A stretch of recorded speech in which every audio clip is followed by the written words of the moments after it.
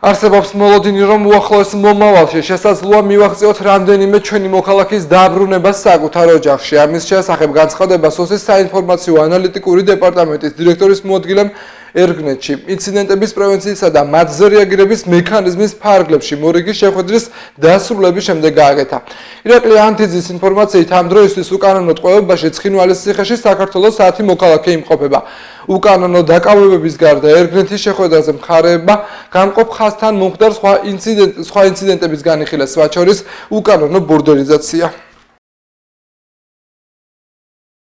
Თავარი აქცენტი გაკეთდა უკანონო პატიმრობაში მყოფი ჩვენი თანამოქალაქეების უპირობო გათავისუფლებაზე, როგორც მოგეხსენებათ, დღეს მდგომარეობით ოკუპირებულ ცხინვალში უკანონო პატიმრობაში იმყოფება ჩვენი 10 თანამოქალაქე, არანაირი კონკრეტული დაპირებები ამ კუთხით გაცემული არ იქნა, მაგრამ არსებობს მოლოდინი, რომ უახლოეს მომავალში შესაძლოა მივაღწიოთ რამდენიმე ჩვენი თანამოქალაქის საკუთარ ოჯახისათვის დაბრუნებას. ეგრეთ წოდებული აბსურდული ბრალდებები, რაც იქნა მათ მიერ წარდგენილი, ყველა არის ძალაში.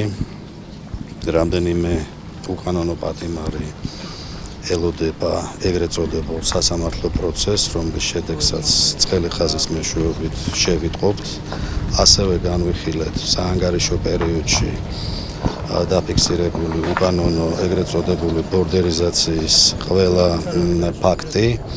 ამაზე შედგა ვრცელი დისკუსია.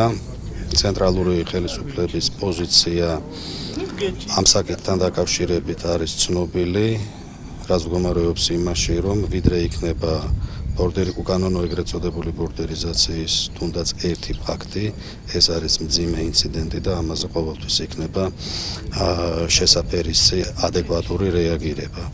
გარდა ამისა, ვისაუბრეთ თავისუფალი გადაადგილების კუთხით არსებული დღესდღეობით არსებული შეზღუდვების შესახებ.